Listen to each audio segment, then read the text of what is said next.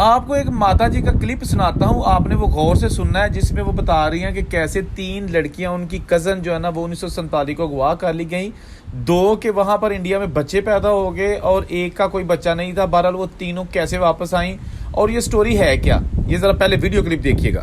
ਕੁੜੀਆਂ ਬਥੇਰੀਆਂ ਸੀਗੀਆਂ ਭਾਈ, ਫਿਰ ਮੁੜ ਕੇ ਲਿਆਂਦੀਆਂ ਮੇਰੇ ਮਾਮਿਆਂ ਦੀਆਂ ਸੀ, ਉੱਥੋਂ ਫਿਰ ਜਾ ਕੇ ਲੈ ਕੇ ਆਂਦੀਆਂ ਕੁੜੀਆਂ 3 ਕੇ 4, 2 ਤਾਂ ਨਿਆਣਿਆਂ ਵਾਲੀਆਂ ਹੋ ਗਈਆਂ, 2 3, 2 ਇੱਕ ਉਦਾਂ ਹੀ ਸੀਗੀ, ਆ ਗਈਆਂ 2 ਉਹ ਆਈਆਂ ਦੋਨੋਂ ਤਿੰਨੀ ਸਾਲੀ, ਉਹ ਰੱਖ ਲਿਆ ਸੀ ਏਦਾਂ ਹੀ ਸਿੱਖਾਂ ਨੇ ਰੱਖ ਲਿਆ, ਬੱਚੇ ਨਹੀਂ ਲਿਆਂਦੇ, ਬੱਚੇ ਉੱਥੇ ਹੀ ਛੱਡ ਜਾਂਦੇ ਸੀਗੇ ਸਿੱਖਾਂ ਦੇ.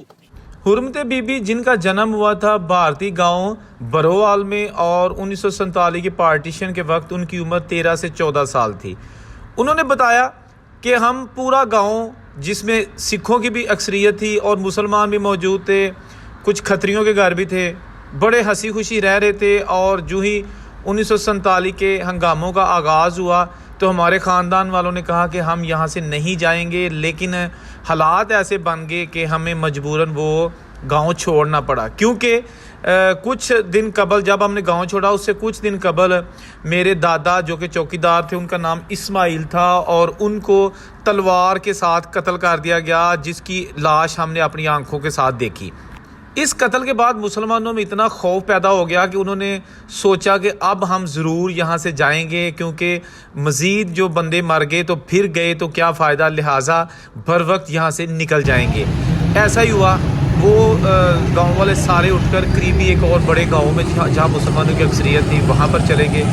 वहाँ कुछ और देहातों के लोग भी आ गए और एक जत्था बहुत बड़ा बन गया. और रास्ते में 3 स्टे करता हुआ इंडिया से कसूर वाले रास्ते बॉर्डर क्रॉस किया और कसूर पहुँचे. लेकिन माँ जी हुरमते बीबी जिन्होंने बताया कि जब हम कैंप में मौजूद थे तो अभी इंडिया वाली साइड पे थे, तो हमारे कैंप पे फिर हमला हो गया और मेरा एक मामू और एक मेरा चचा वो भी वहाँ पर उन्होंने कत्ल कर दिया.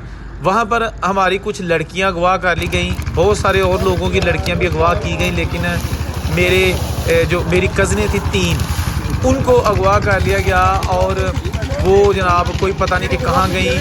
हम लोग जैसे भी है जाने बचा के आ गए, लेकिन बाद में हमसे कोई राब्ता नहीं उन लड़कियों का. 3 से 4 साल तकरीबन माँ जी ने बताया गुजरे.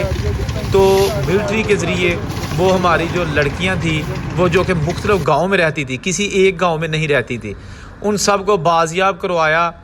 उनमें से 2 लड़कियां ऐसी थी कि जिनके बच्चे भी पैदा हो चुके थे, 2 बच्चे थे उनके, और एक लड़की ऐसी थी जो वहाँ पर किसी सिख के साथ उसकी शादी तो हो गई थी, लेकिन अभी उसका बच्चा कोई नहीं था. मिलिट्री ने, आपको पता ना कि 10 साल 12 साल तक भी पार्टीशन के मिलिट्री पाकिस्तान में जो अगवाशुदा हिंदू सिखों की लड़कियां थी उनको भी वापस इंडिया भिजवाती रही जहां जहां उनको पता चलता या कोई शिकायत लगाता. इसी तरह अगर मुसलमानों की लड़कियां इंडिया जम्मू वगैरह उस एरिया में रह गई थी तो वो भी मिलिट्री बाजियाब करवा के तो पाकिस्तान कैंपों में भिजवाती रही.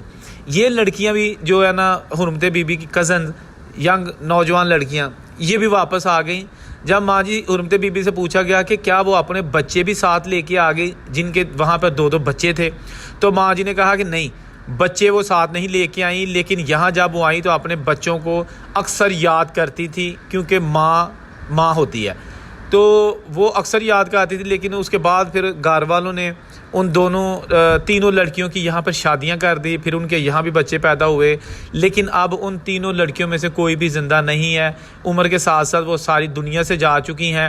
लेकिन मेरी उम्र भी तकरीबन 89 के लगभग है, और अब मैं सोचती हूँ कि कितना भयानक दौर था जब हमने हिजरत की थी, खा वो पाकिस्तान से इंडिया गए लोग या इंडिया से पाकिस्तान आए.